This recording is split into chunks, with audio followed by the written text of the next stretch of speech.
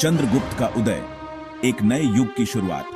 India, जो अलग अलग राज्यों का देश था, उसने मौर्य वंश के तहत एक पावरशाली साम्राज्य को उभरते देखा। यह सब शुरू हुआ चंद्रगुप्त मौर्य से, जो एक युवा और महत्वाकांक्षी नेता थे। उनका सपना था कि वो इन सभी राज्यों को एक करके अपना राज्य स्थापित करें। चंद्रगुप्त ने नंद वंश की कमजोर होती ताकत में एक मौका देखा। नंद राजा धनानंद अलोकप्रिय था और उसे अजस्टिसी माना जाता था। इससे चंद्रगुप्त के लिए उसके खिलाफ समर्थन जुटाना आसान हो गया। अपने चतुर सलाहकार चाणक्य के मार्गदर्शन में चंद्रगुप्त ने अपना अभियान शुरू किया। उसने एक विशाल सेना इकट्ठी की। उसने अपने सैनिकों को ग्लोरी और एकीकृत भारत के वादों से प्रेरित किया। नंदों के खिलाफ लड़ाई भयंकर थी, लेकिन चंद्रगुप्त का दृढ़ संकल्प और चाणक्य की रणनीतियां बहुत मजबूत साबित हुईं। धनानंद हार गया और यहीं से मौर्य साम्राज्य की शुरुआत हुई। चाणक्य की बुद्धिमत्ता, युवा सम्राट का गाइडेंस।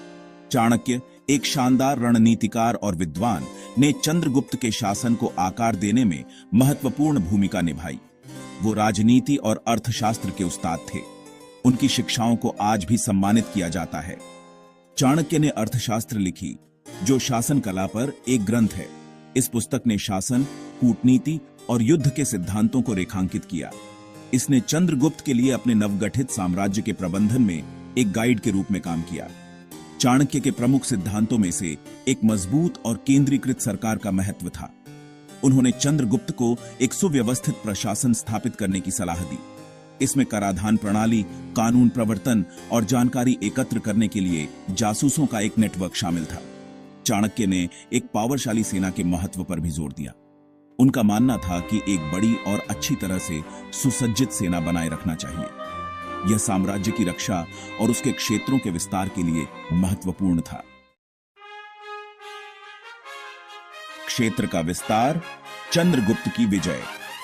चाणक्य की सलाह पर चलते हुए चंद्रगुप्त ने कई सैन्य कैंपेनों की शुरुआत की। उनकी महत्वाकांक्षा पूरे भारतीय सबकॉन्टिनेंट को मौर्य शासन के अधीन एकजुट करने की थी। वे एक कुशल सैन्य कमांडर साबित हुए, जिन्होंने अपनी आर्मियों को एक जीत के बाद दूसरी जीत दिलाई। उनकी सबसे महत्वपूर्ण जीत में से एक यूनानी आर्मीपति सेल्यूकस निकेटर की हार थी। सेल्यूकस को भारतीय सीमावर्ती क्षेत्रों में सिकंदर महान के साम्राज्य का एक हिस्सा विरासत में मिला था। चंद्रगुप्त और सेल्यूकस के बीच लड़ाई दिग्गजों का क्लैश थी। अंत में चंद्रगुप्त विजयी हुए। इस जीत ने मौर्य साम्राज्य की उत्तर वेस्टी सीमाओं को सुरक्षित कर लिया।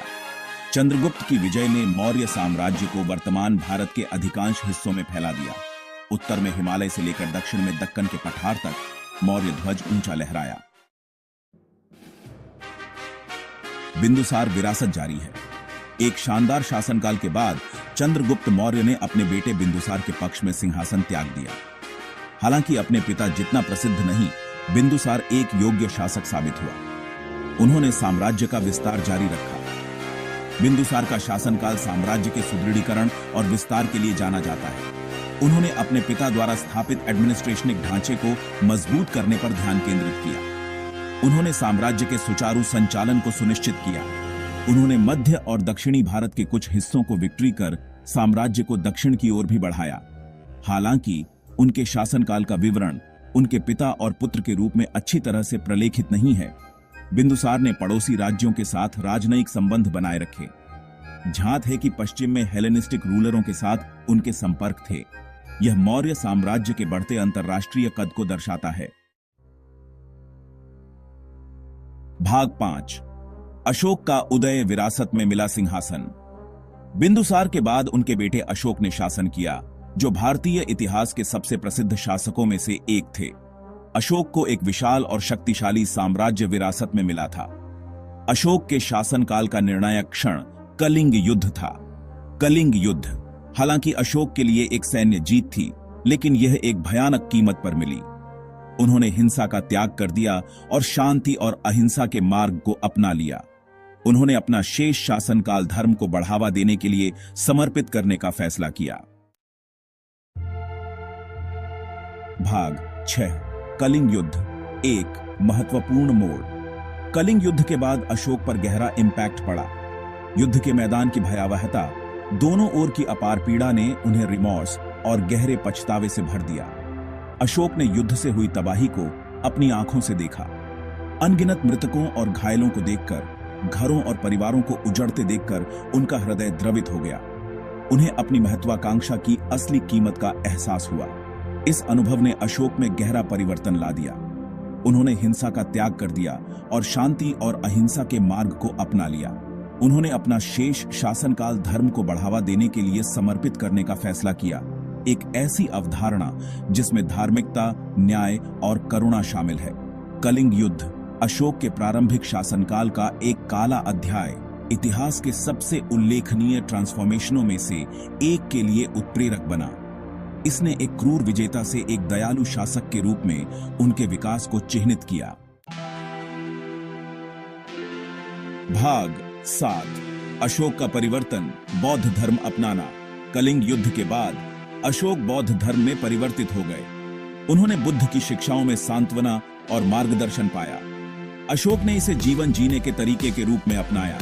वे अहिंसा और सामाजिक जिम्मेदारी की शिक्षाओं की ओर आकर्षित हुए। उन्होंने इसे न्यायपूर्ण और सामंजस्यपूर्ण समाज बनाने के मार्ग के रूप में देखा। भाग 8 अशोक का धम्म, शांति का शासन। अपने नए विश्वास से प्रेरित होकर अशोक ने अपने पूरे साम्राज्य में धम्म को बढ़ावा देने के लिए एक मिशन शुरू किया। वह व्यक्तियों और समाज को बदलने के लिए धार्मिकता और करुणा की शक्ति में विश्वास करते थे। उन्होंने युद्ध को धम्म विजय से बदल दिया, धार्मिकता से विजय प्राप्त की। उन्होंने अपने विशाल साम्राज्य और उसके बाहर बौद्ध धर्म का संदेश फैलाने और पीसपूर्ण कोएग्जिस्टेंस को बढ़ावा देने के लिए दूत भेजे। अशोक का धम्म केवल धार्मिक सहिष्णुता और अहिंसा तक ही सीमित नहीं था। इसमें सामाजिक कल्याण, न्याय और नैतिक आचरण शामिल था। उन्होंने अपने प्रजा के जीवन को बेहतर बनाने के लिए अस्पताल बनवाए, कुएं खुदवाए, पेड़ लगवाए और सड़कें कंस्ट्रक्टेड। यह सुनिश्चित करने के लिए कि उनका संदेश उनके साम्राज्य के हर कोने तक पहुंचे, अशोक ने अपने एडिक्ट्सों को स्तंभों और चट्टानों पर उकेरा था।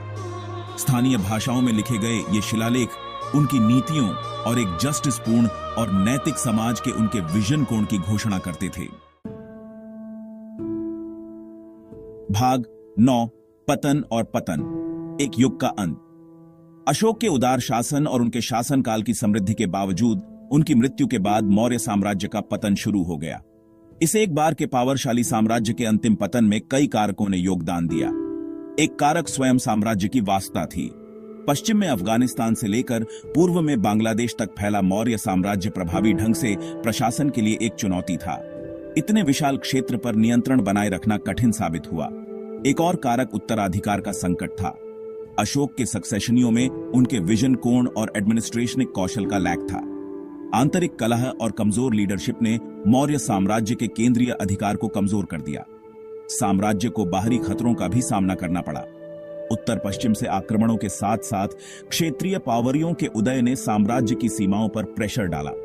मौर्य साम्राज्य, जो कभी एकता और शक्ति का प्रतीक था, धीरे धीरे खंडित हो गया। भाग 10 मौर्य विरासत, एक स्थायी प्रभाव। भारतीय इतिहास की भव्य योजना में अल्पकालिक होने के बावजूद मौर्य साम्राज्य ने सब कॉन्टिनेंट पर एक अमिट मार्क छोड़ी। इसकी विरासत आज भी गूंजती है। चंद्रगुप्त मौर्य द्वारा अधिकांश भारत के एकीकरण ने एक मजबूत और केंद्रीकृत साम्राज्य की फाउंडेशन रखी। उनके शासनकाल ने भारतीय इतिहास में एक नए युग की शुरुआत को चिह्नित किया। चाणक्य की पॉलिटिक्स, कुशाग्रता और शासन कला पर उनके ग्रंथ अर्थशास्त्र का आज भी अध्ययन और प्रशंसा की जाती है। शासन और कूटनीति पर उनकी शिक्षाएं आधुनिक दुनिया में भी प्रासंगिक हैं। अशोक के परिवर्तन और बौद्ध धर्म को अपनाने का भारत और उसके बाहर गहरा इम्पैक्ट पड़ा। शांति, अहिंसा और सामाजिक न्याय की वकालत करने वाले उनके शिलालेख दुनिया भर के लोगों को प्रेरित करते रहते हैं। मौर्य साम्राज्य अपनी भव्य दृष्टि, अपने एडमिनिस्ट्रेशनिक नवाचारों और धम्म पर जोर देने के साथ एक स्थायी विरासत छोड़ गया। यह प्राचीन भारतीय सभ्यता की ऊंचाइयों का प्रमाण है।